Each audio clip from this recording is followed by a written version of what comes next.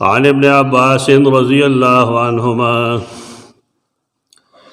قال قال رسول الله صلى الله عليه وسلم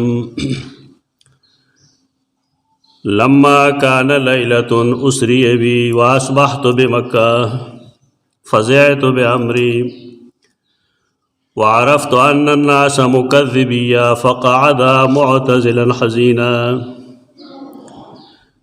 قال فمر به عدو الله أبو جهل فجاء حتى جلس إليه فقال له كالمستهزئ هل كان من شيء؟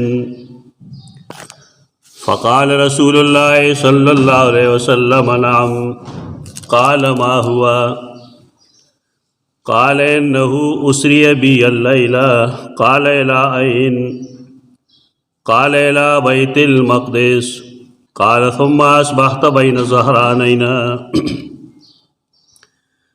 تفصیلی حدیث تے دا مسند امام احمد حدیث نمبر 2819 دو صفحوں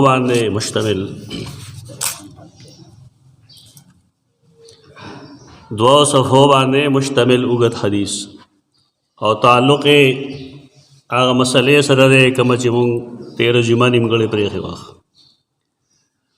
واقعات اسراء دا معراج پدے کے رسول اللہ صلی اللہ علیہ وسلم تا دا ملکوت السماوات والارض دا زمکے و دا آسمان عجائبات اللہ اغیت خود لیو دا ہم عقیدہ منخکار کرے وا چہ دا مسلمانانو کے دا اہل سنت والجماعت عقیدہ دا چہ دا معراج او دا اسراء دا دوارا جسمانیو او پوی خباندیو دا عقیدہ مسئلہ کے ایج پیش خون نہ گئی کہ سبائے صوفیاء لکلی دی چہ دا خوب معاملہ وا او پائے بنیاد باندے دا دے دور دانشمن لگیا دی وغد دلیل کے پیش گئی چہ دا خوب معاملہ وا سوال لائے چہ قرآن مجید کے دا دے صورت ابتدا کے سبحان اولی ولخ سوجو کہ دا دمرا آسانا معاملہ وے او دا خوب معاملہ وے نبیاد و کفار دا اعتراض وجہ سر خوب کے حوصلہ ارسوی نخ اور بیاد لغت پزور کوشش دا گئی اور خلق گمراہ گئی چدا جی دستر گو رویت نو بلکہ دا خوب ہو اور بیاد قرآن مجید یہ آیت کے تحریف کی اور دا غیر معنی غلط خی خلق دا دا ډیر لوی گمراہی دا ما سوز لویلی دی چہ دا مونگ آگے زمانے کے جن تیرو چہ شاعر دا آگے بارے کے ویلیو چہ رہزنوں سے تو میں باغ آیا تھا اب مجھے رہبروں نے گرا ہے اکم چی بی دین خلقو و داغین و خمازان بچ کر اللہ پا فضل رو تختی دمخ خوزمونگ پا دے صفونو کے اس دا سے خلق دے چا بظاہر رہبر خکاری و مخ میز کے اگر رہزن دے دا قرآن و حدیث واضح آیاتنا واضح احکام اور دارنگے واضح و مدلل سزن آغرت کئی دا عقل پا بنا باندے صوفیانو کے سوک صوفی منترے اور دا قول لے چہ معراج چکم دے جسمانی نو روحانی ہو ناول خدای چہ اصول لاری حق الجمیع بالقرآن والسنہ ان وافقہما اللہ ارجان ہو دا ہر چا قول و فعل قرآن و سنت سرو گورا دا غی برابری واخلو کہ نہیں برابر پریگے دے زمونگا نبی یو دے سیدنا محمد مصطفیٰ صلی اللہ علیہ وسلم نور علماء کرام کے دیشی لیکن انبیاء نشی گرے لہذا بغیر دا حجت و حیل نہ منگا صرف دا رسول اللہ صلی اللہ علیہ وسلم فرامین منو پا نور سزنوں کے زمونگا اعتراضات راتلیش اور کہے نمونگا انکارو کنو سو کفر نہ لازمی و دا چلے چا قول غلط تے اور دویم دا چکم خلق سلوک والدی تصوف والدی هغوی دا وایي چې د نبی کریم صلی الله علیه وسلم معراج ډېر ځله شوی دی، یو جسمانی دی او نور 2-3 ځله روحاني شوي دي. دا یو ښه قول دی په دې لحاظ باندې چې تطبیق وشي د نبی معصوم صلی الله علیه وسلم په ویرا کې او د یو صوفي په ویرا کې. بظاهر ښه ښکاري، لیکن موږ دا قول په دې نه کوو چې دا یو ګستاخي ده. دا چاته ثابت ده چې د رسول الله صلی الله علیه وسلم معراج دا روحانی شوی دی، دومره ځله شوی دی. که په دې باندې څه دلیل دا حدیثو نه وي نو آمنا وصدقنا، تر کې به چې دلیل نه وي نو دا محض یو خبره ده. محض د هر چا په خبره باندې دین نه ثابتېږي. او داسې ګڼ څیزونه دي چې د هغې څه بنیاد نه وي خلک بیانوي. هغه تېره جمعه کې ما یو دوه بیان کړو. یو عالم دی د پاکستان او هندوستان کې، دا فتاوا رضویه غټه فتوا ده، دا یو مختصر فتوا ده ته فتوا افریقه وایي. د افریقې نه بعضې خلقو د هغه نه د څه مسایلو تپوس کړو. نو په هغې کې یو مسله دا وه چې کله رسول الله صلی الله علیه وسلم براق ته خوتو نو آیا غوث العظم پیران پیر عبدالقادر جیلانی ورله اوږه ورکړې وه؟ دا یې تپوس کړی، دا د هغې الفاظ دي. خو د هغه جواب دا دی چې نه، کله چې عرش ته ختو نو اوږه یې ورکړې وه. انا لله و انا الیه راجعون. په دې کې به سړی څه ووایي؟ څه ویلی شي څوک؟ د هر چا اخلاق لو ده، د هر چا قلم آزاد دی. ما تیر جمعه کې تاسو ته ویلي وو چې براق صرف او صرف رسول الله صلی الله علیه وسلم لیدلی، چا ته پته ولګېده. او بله چې شیخ عبدالقادر جیلانی رحمه الله وخت پیدا شوی و، دا عجیب و غریب تصورات جوړی خلقو لا، هغې ته عقاید وایي. کیسه یې ورته کوي او په دې د خلقو قوم جوړوي، په دې باندې عقیده سموي خلقو له. ځان په دې پوهول پکار دي چې د الله اولیاء کرام د هغه دوستان وي. هغه دوستان د الله نه یریږي، په هغه زورور نه وي، د الله د وینا نه مخکې کېږي، د الله فرمان برداري. الله چې غواړي هغې له څه کرامت ورکړي او چې نه غواړي نه ورکوي. په هغې باندې په دنیا کې او په آخرت کې څه خوف نه وي، حزن نه وي. دکه د قرآن عقیده ده. الا ان اولیاء الله لا خوف علیهم ولا هم یحزنون الذین آمنوا وکانوا یتقون. پیژنګلو هم کړی ده. اوس یو سړي کې ایمان موجود دی کامل، تقوا کامل موجود ده، دا د الله ولی دی. مونږ او تاسو ډېر ګناهګار انسانان یو، لیکن یو مؤمنان الحمدلله. او قرآن مجید ټولو مؤمنات د الله دوستان ویلي دي. ذالک بان الله مولا الذین آمنوا والکافرین لا مولا لهم. الله د مؤمنانو دوست دی او دا د الله اولیاء دي. هر مؤمن د الله دوست. مونږ یې خو دشمنان نه یو، خو دومره یي چې په ولایت کې او الله ته په نږدې کېدو کې د خلقو مختلف مدارج دي. څوک به ډېر نږدې او څوک به زما ستا غوندې ډېر وروسته وي، څوک به د صحابه کرامو غوندې، څوک به د انبیا علیهم السلام په شان دي، څوک به د شهداو په شان دي. لیکن زمونږ الله سره دشمني نشته الحمدلله. موږ د الله دوستان یو.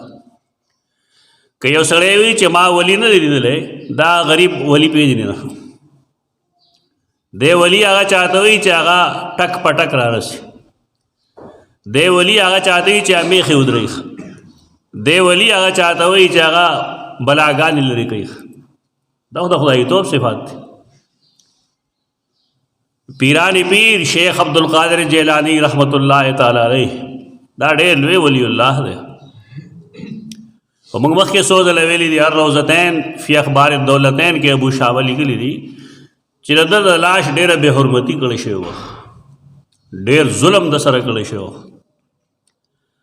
د هغې وخت چې کوم امیر و د دغه علاقې د هغه د سره نالګي وه، د هغه د وفات نه وروستو د هغه لاش یې راوباسه او دجله کې وغورځوه.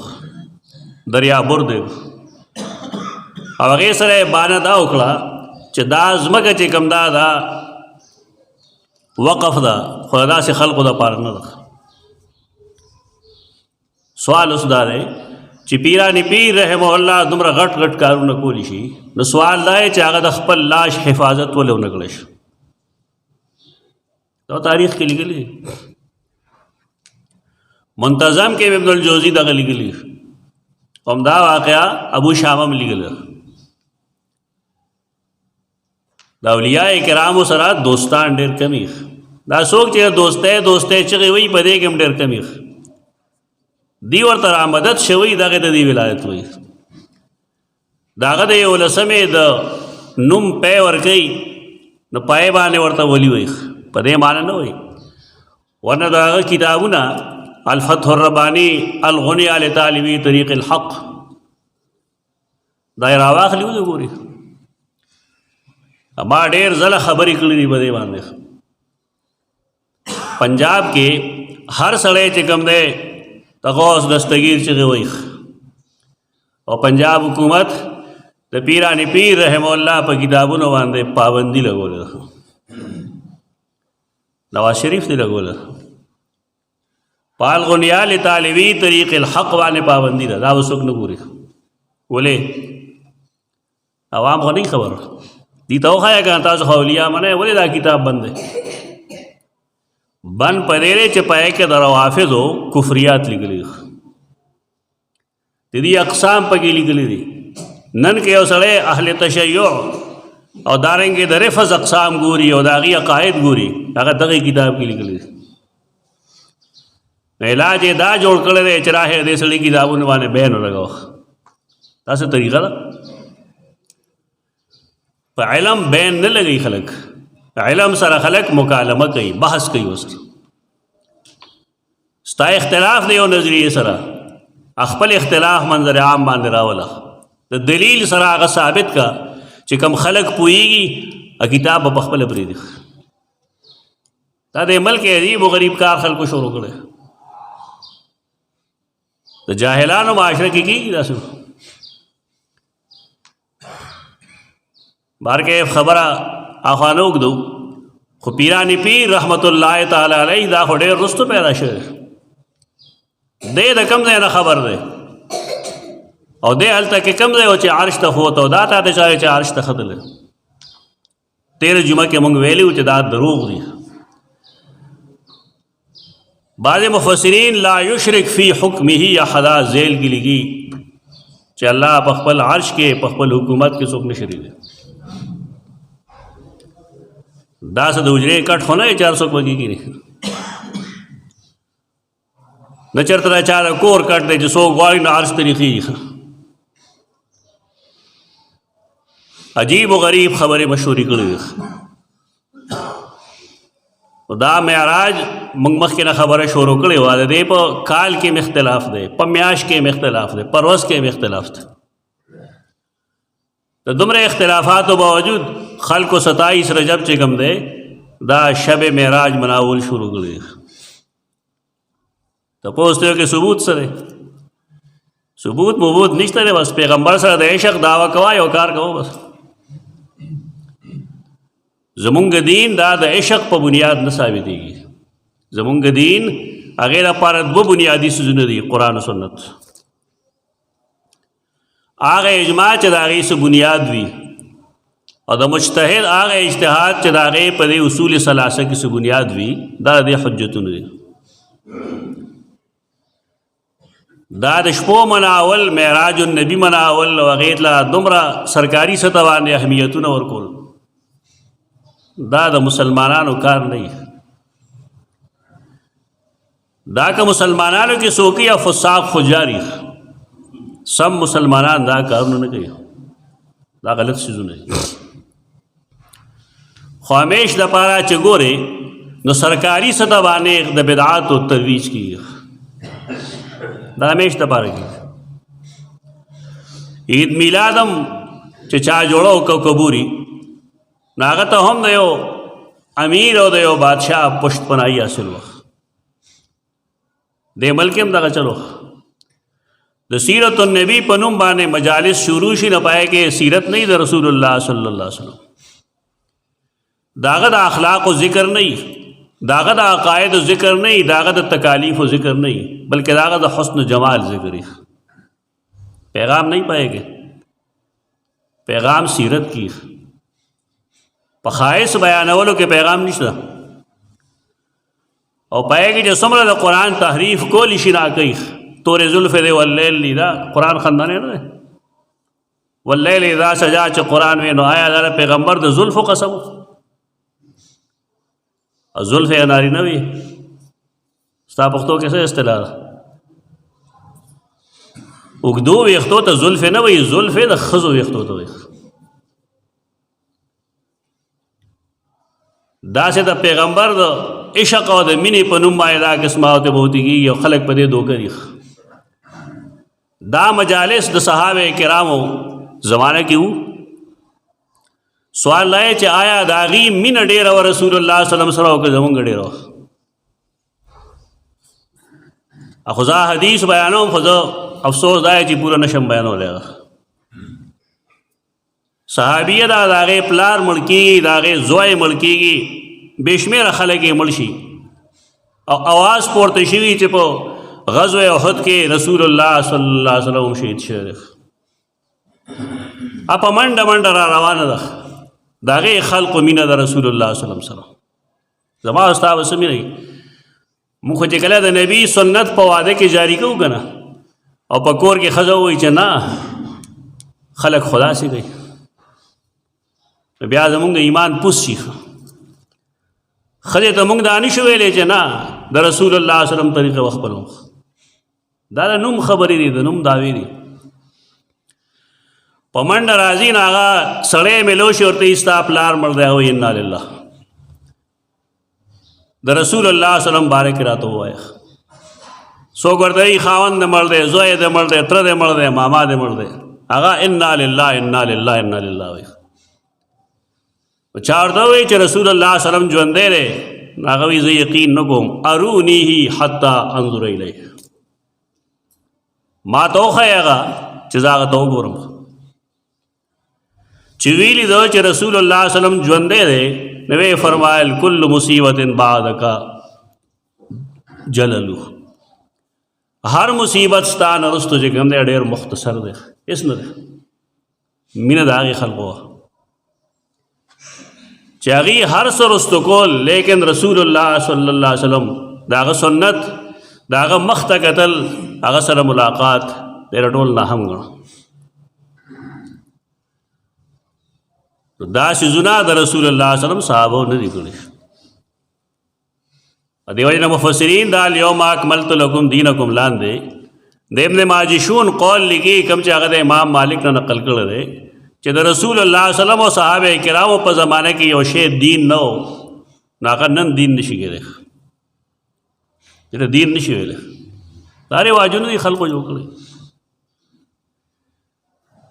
بار کیف د معراج النبی مناول شریعت کې دې څه بنیاد نشته. بل خبره چې د هغې دپاره ما دا حدیث مختصر ویلی دی، خوږد حدیث خو ما د لږې څه ویلی. تیر جمعه مونږ وضاحت کړو چې الله رب العزت خپل رسول د شپې پس ټوکړه کې مسجد اقصی ته بوت. نو مسجد اقصی لرې جومات ته وایي.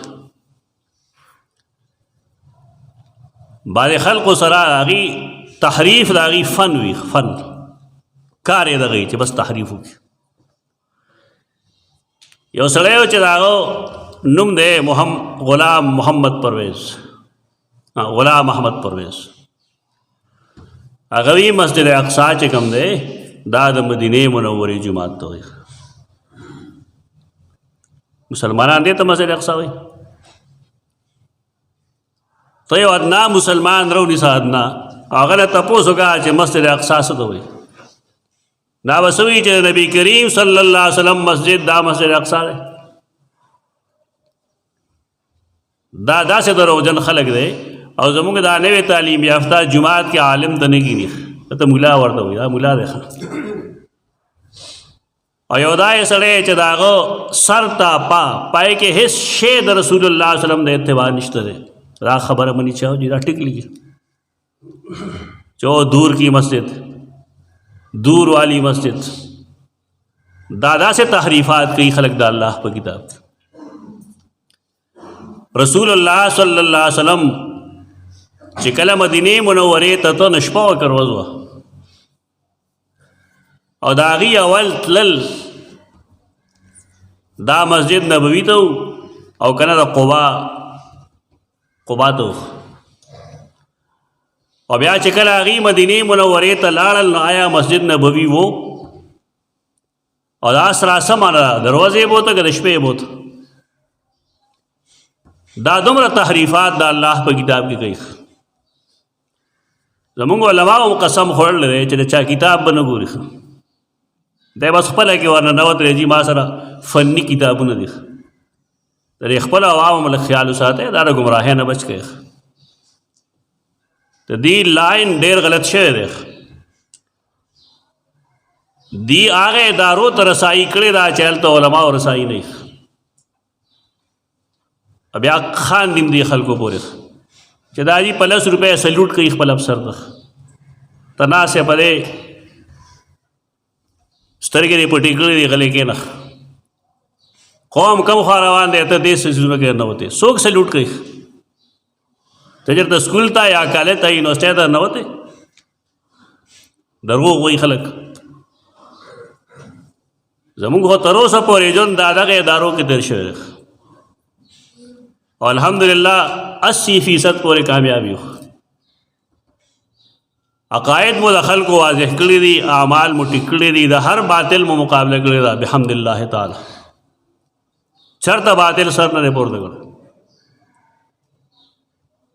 دغه ادارو ته رسائی ضروری ده، پکار دی چې فوج ته رسائی وشي، هلته خپل ملګري برتی کړی شي، پولیس کې خپل ملګري په هر میدان کې دی داسې مسلمانان وي چې د هغې عقاید سمي، د هغې اخلاق سمي. د جدید علومو نه بغیر تا ته په دې ملک څه شی نه ملاوي، دغه شان لاداتي غوږونو کې اوده پراته دي. علامه شامل لیکلي دي چې یو سړی د خپل زمانو تقاضو نه خبر که دی امي دی جاهل ده، د جماعت نه لږ بار وځي، د مدرسې نه لږ بار وځي. وګورئ دا نوی نسل کوم خوا روان دی، څوک هغه پسې روان دي او څوک یو مفکر دی د اسلام. اسلام عجیبه دین دی، هر څوک یو مفکر دی، تحریف پکې کوي هم مفکري دا مفکر نه استاد خبر مفکرین اسلام نه. اسلام غریبی کمزوری کوي الله خپل رسول چې کله بوتو مسجد اقصی ته نو موږ تاسو ته ویلو چې د شام ته دا کافي فاصله ده او د شپې په حصه کې انسان نشي رسېدی. اوس دا خبره زما او ستا لپاره ګرانه ده، دا که بل یو سړی ووایي نو موږ نه تسلیمو، لیکن چې کله رسول الله صلی الله علیه وسلم فرمایلی دي او قرآن مجید فرمایلی دی چې سبحان الذي اسرا بعبده لیلا، بعض خلکو کې عقل ډېر زیات دی، خپل عقل به راوباسي جي قاعده یې جوړه کړې ده. قاعده دا چې کوم حدیث د عقل خلافي نه به حدیث نه هسې لګی حدیث کم ځای د عقل خلافي دے. سبحان الذي اسرا بعبده باندې ابو جهل څه ویلو، دا هغه اولاد دی دا نن چې اعتراضات کوي. دې حدیث کې دا لیکلي چې کله د شپې په یو حصه کې رالم مسجد اقصی ته لړم، معراج ته لړم، واپس چې رالم سار مې الو د ټول نه مخکې ابو جهل ته مې الو یا خبر شو. ناغه راوستم خانه کعبې ته چې د خپل قوم مخکې دا وایه بنو کعب او نور راجم کړل او رسول الله صلی الله علیه وسلم فرمایي ما ورته خبر وکړه نو ما نه تپوسو کو چې خطا التم تلې برم تلې او سار بیا دلته وي. دې څه مطلب دی؟ عقل لا نه ونی پته نه لګي دا کم خلک چې هر حدیث په خپل عقل دلی دی دا حدیثونه نه لوستي. دا خو د ابو جهل انداز دی چې د رسول الله صلی الله علیه وسلم فرمان په خپل عقل دلی. اصول لري ما 13 ویلي 13 جمعه کې چې وحی دو قسمه، یو جلی بل خفی. د اهل سنت والجماعت عقیده دارا چې حدیث وحی خفی ده، چې کله دا وحی دا نو دی کې د غلطه احتمال نه، دا مسله بس تا د خپل ذهن کمزوري، یا به د حدیث سند چې کم دی دای کې څه مسله، یا به په دې کې د راوی نه څه شذوذ راغلی، هغه ځان لا قواعد ضوابط دي د حدیث ته قبولولو او رد کولو. دا نه چې هر سړی را پاسي او د حدیث رد کوي، راځي دې کې دا چل دی او دې کې دا چل دی او دې کې دا چل. دا فتنه ډیره د دوو وجو ده، دا ډېر خلک په ډېر خپګي، خدا حقیقت ده. یو خبره ده چې موږ حدیث وایو نه، هیڅوک حدیث نه وایي. هر سړی حدیث صرف د خپل مذهب د پاره وایي چې ظرف الیدین نه کوم څه دلیل دی، ازامین بالجهر نه ویم څه دلیل دی. د الله بنده دا مذاهب ټول حق دي، څوک چې پورته کوي هغې سره هم دلیل شته، څوک چې نه پورته کوي هغې سره هم دلیل شته. په دې جنګ مه کوه او حدیث د دې بینټ مه چړاوه. حدیث کې دننه چې څه دي د دې نه علاوه هغه ټول زده کړه. یو دغه څیز دی چې موږ له حدیث په دې نه راځي چې هر سړی هغې ته د خپل مذهب چشمه لګوي، دا دې نه برابر وګوره او ځان په دې پوهېږه.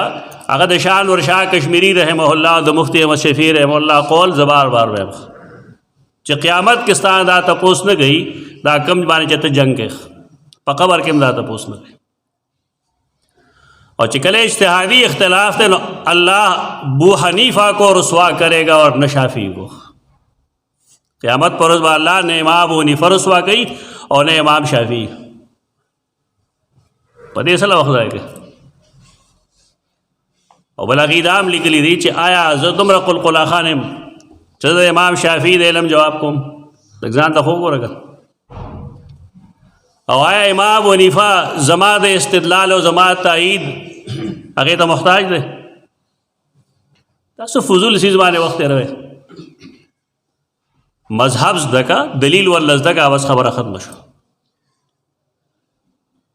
اوس خلق دا خبرې جماعت کې په ممبر کوي، چوکونو کې لګي، پوسټر یې لیکي، یو بل سره اشتهارات او جنګونه کوي، مناظرې کوي، پته نه لګېږي چې دا خلک عالمي تناظر کې د مسلمانانو حالات ګوري که نه ګوري. الله بندګانو دا دی وخت نه دی، د دې څیز قطعا ضرورت نشته. دا پرېږدئ دا خبرې، دا مذاهب اربعه والا ټول مسلمانان دي، دا ټول یو ځای کا. او دویمه وجه هغه دا دی چې مونږ کله حدیث وایو هغه صرف تبرک دپاره وایو، پوهېدو دپاره څوک حدیث نه وایي. څه ملګري راغلي وه به ما ته یې چې ته خو 3 حدیث وایې په هفته کې رمیټیک ده، ما څه ټیکه خو نه راغله چې ټوله صحیح بخاري وختموم. دی ځان باندې یو بوت سوار کړی دی چې ټول کتاب به ختموم، ختمېدل دغې ته وایي. بس استاد ناست دی، خوشبوئی لګولی، پټکې په سر یي، امامه په سر ده، تسبیح ورسره یي، قاري لګیا یي. که چېرته عربي غلطي شوه د استاد هغه ټکي کریزي په مخه ماته.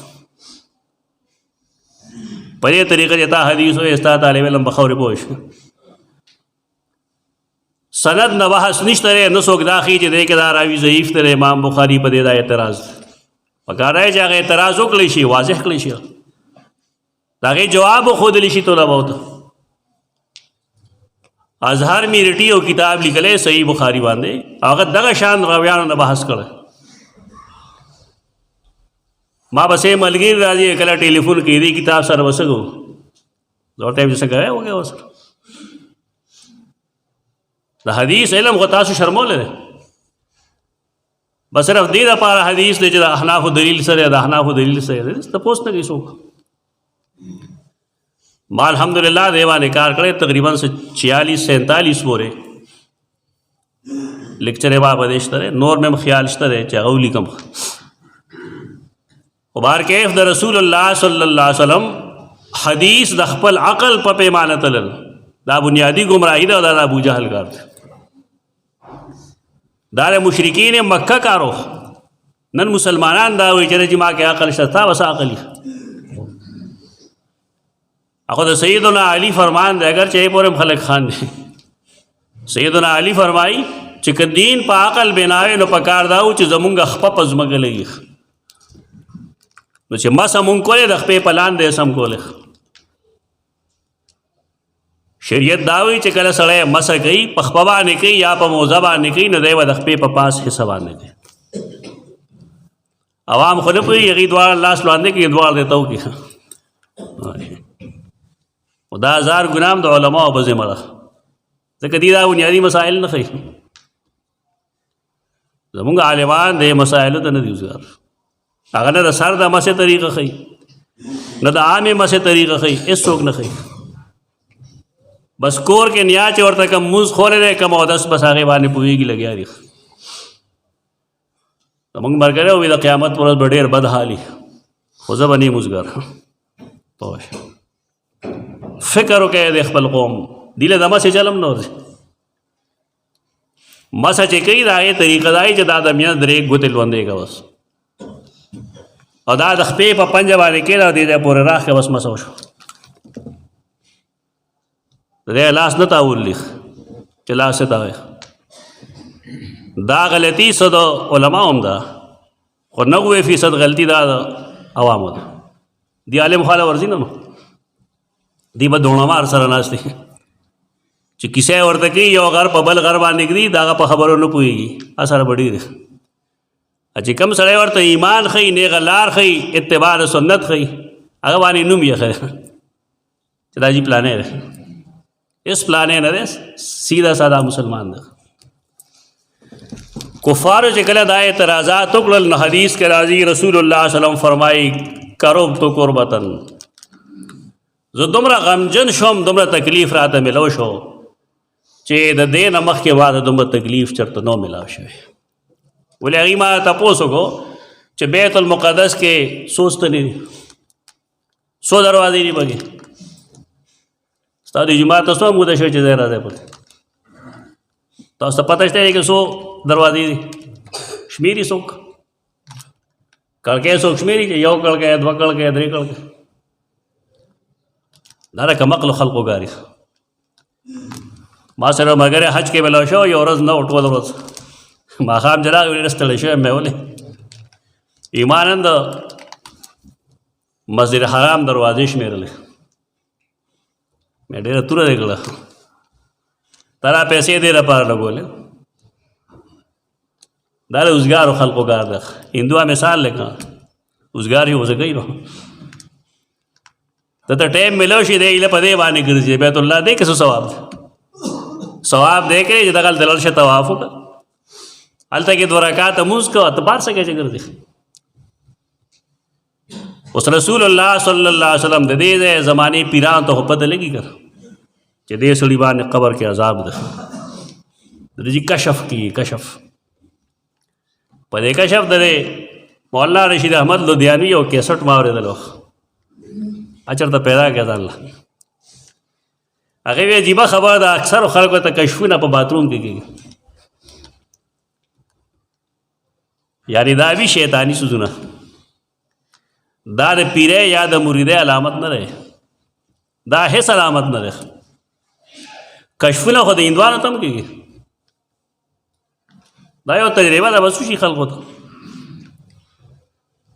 زمونږ خلکو ته خو پته لګېږي چې ځمکه کې 2 فوټه لاندې سریخ، ادا ورته هم پته لګېږي چې دې وخت کې کراچۍ کې باران دی، دې وخت کې ایران کې چې کوم دی نو لویه جګړه روانه ده. دا پیران دا قسمه چغې وایي.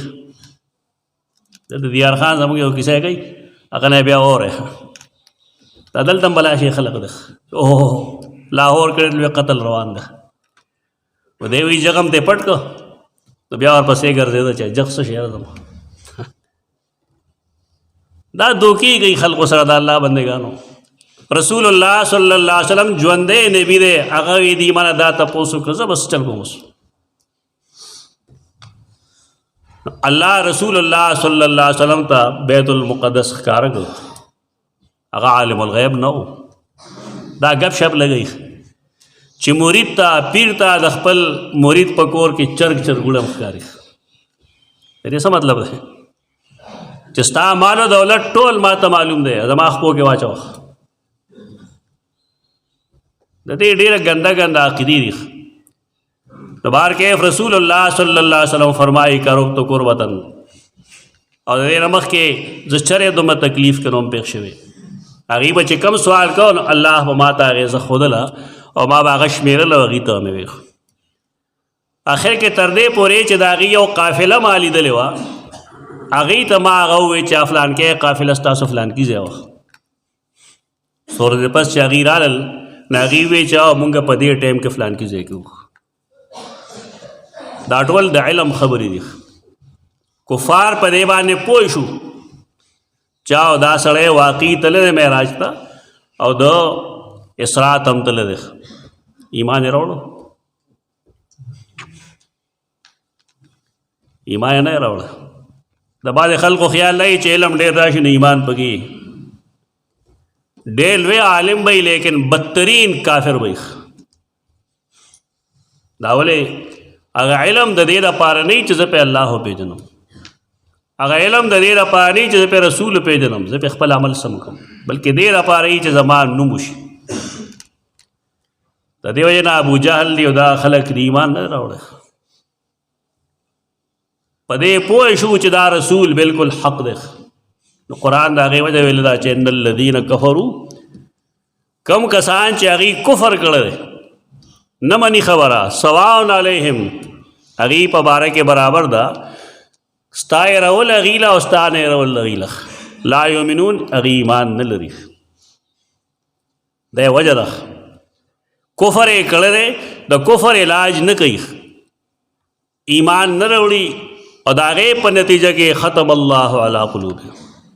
په دې هم صاحبان اعتراض کوي چې زړه الله برکړي د ایمان نه راوړي. لکه خو نتیجه نه مړه شوی. د کفر او د عدم ایمان نتیجه ده ختم الله علی قلوبهم. الله چې څوک پیدا کوي نو د هغه خو مسلمان وي پاکي. بار کې معراج باره کې دا یو څو خبرې ما وکړلې. د معراج شپې مه مناوئ، دا بدعت. رسول الله صلی الله علیه وسلم هغې نه وروسته د مدینې منورې ټول ژوند 10 کاله پاتې ولته کې دی نه دی منع وکړی. صحابه کرامو تر څومره زمانې پورې 50 55 60 هجري پورې صحابه کرام موجود دي، لیکن هغې دا حرکتونه نه دي کړي. تابعین او تبع تابعین نه دي کړي، تر دې چې د ائمه مجتهدین په اجتهاد کې هم نشته چرته. دا صرف د ایران، پاکستان، بر صغیر، پاک و هند دا دې پیداوار دا یو خاص ډله ده چې د اهل رفس وایي، دا حرکتونه هغې کوي. اقول قولي هذا استغفر الله لكم.